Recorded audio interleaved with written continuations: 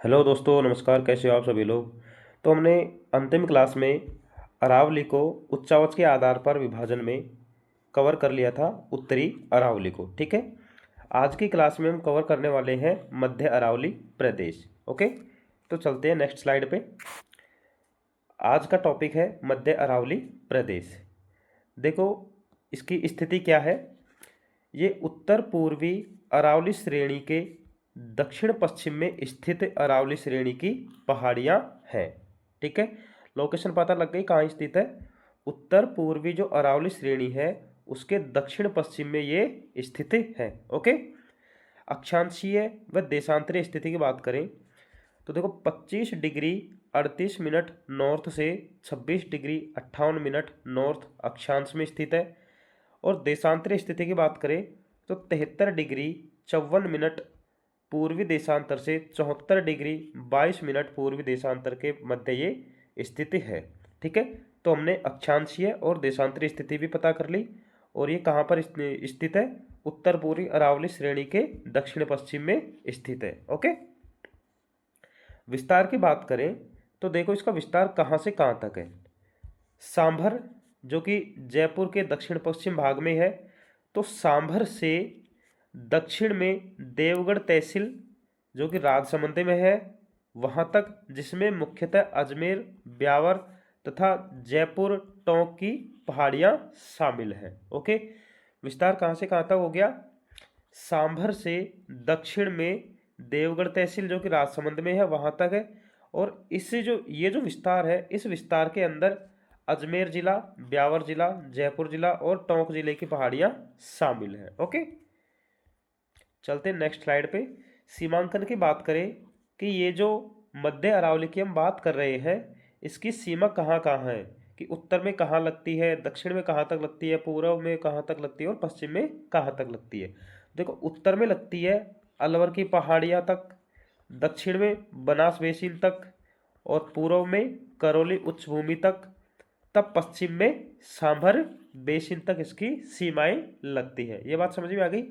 उत्तर में अलवर, दक्षिण में बनास बेसिन, पूर्व में करौली उच्च भूमि, पश्चिम में सांभर बेसिन। ओके, चलते नेक्स्ट स्लाइड पे। इस प्रदेश में कौन कौन सी श्रेणियां हैं और वो जो श्रेणियां हैं उनकी चौड़ाई कितनी है, लंबाई कितनी है, औसत ऊंचाई कितनी है। तो देखो, इस प्रदेश में जो श्रेणियां हैं उनकी जो चौड़ाई है वो है 30 किलोमीटर। ठीक है, और लंबाई जो है वो है 100 किलोमीटर तक विस्तृत है। ठीक है, लंबाई और चौड़ाई का पता लग गया।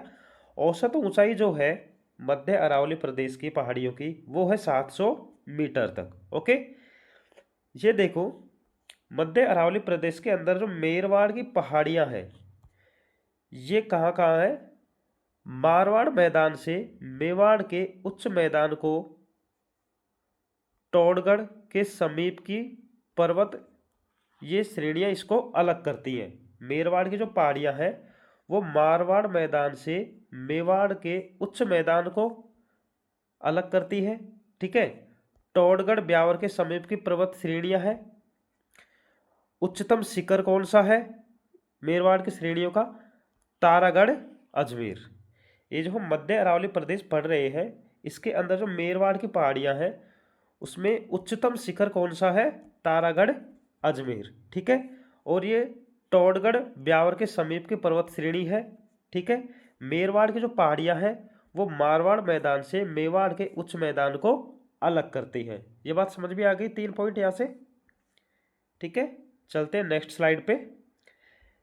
इस मध्य अरावली प्रदेश के अंदर जो नाग पहाड़ है वो तारागढ़ के पश्चिम में सर्पिलाकार पर्वत श्रेणियों के रूप में स्थित है। यहाँ से 2 चीज़ें हैं। तारागढ़ जो पहाड़ है वो कहाँ पे स्थित है, सॉरी, नाग पहाड़ तारागढ़ के पश्चिम में स्थित है। और जो नाग पहाड़ है उसकी आकृति कैसी है, सर्पिलाकार पर्वत श्रेणियों की तरह, सर्पिलाकार जैसे सांप की तरह, कुछ इस तरीके से। ठीक है, अजमेर व नसीराबाद के मध्य की श्रेणियां जल विभाजक का काम करती हैं। मध्य अरावली प्रदेश के अंदर जो अजमेर व नसीराबाद के मध्य की जो पर्वत श्रेणियां हैं वो जल विभाजक की तरह काम करती है। इस प्रदेश की जो औसत ऊंचाई है वो है 500 50 मीटर। ये बात समझ में आ गई। पश्चिमी पार्श्व पर मतलब किनारे पर जो पहाड़ियां है वो प्रबल व प्रपाती है। ठीक है, चलते हैं नेक्स्ट स्लाइड पे। देखो मध्य अरावली जो प्रदेश है उसमें कौन कौन सी प्रमुख चोटियां हैं। ठीक है, हमने उत्तरी अरावली में देख ली थी, करीब 17-18 चोटियां थी। ठीक है, तो उनको हमने ऊंचाई के हिसाब से बढ़ते क्रम से घटते क्रम में कवर कर लिया था। मध्य अरावली की जो प्रमुख चोटियां हैं वो कौन कौन सी है। गोरमजी जो कि पालियो राजसमंद में फैली हुई है, इसकी ऊंचाई है 934 मीटर। ठीक है, दूसरे नंबर पे है माराय जी, टोडगढ़ के निकट में स्थित है, इसकी जो ऊंचाई है वो है 933 मीटर। ठीक है, तीसरे नंबर पर है तारागढ़। ठीक है, जो जो हमने देखा था अभी मेरवाड़ के अंदर जो सबसे ऊंची चोटी है। ठीक है, ये स्थित है अजमेर में, इसकी ऊंचाई है 870 मीटर। हालांकि आपको एक जगह कहीं पे 873 मीटर भी मिलेगा, 873 मीटर। तो अगर 873 मीटर ऑप्शन में आ जाए तो आपको 873 मीटर पहले करना है, 870 बाद में करना है, अगर 873 नहीं मिलता है तो। ओके, चौथे नंबर पे है नाग पहाड़। ठीक है, जो हमने देखा था अभी सर्पिलाकार की पर्वत श्रेणियां है नाग पहाड़ की। ठीक है, तो ये स्थित है अजमेर में और इसकी जो ऊंचाई है वो है 795 मीटर। ओके, ये बात समझ में आ गई। अब देखो जो मध्य अरावली के जो प्रमुख दर्रे हैं, दर्रे से तात्पर्य है जैसे मान लीजिए ये इस तरीके से अरावली की श्रृंखला है। ठीक है, ये और फिर दोबारा यहाँ से अरावली शुरू हो जाती है। ठीक है, इस तरीके से तो बीच में जो गैप होते हैं ना इनको बोलते हैं दर्रे। ओके, देखो ब्यावर जिला जो है मध्य अरावली के अंदर, तो उसमें कौन कौन से प्रमुख दर्रे हैं ब्यावर जिले में।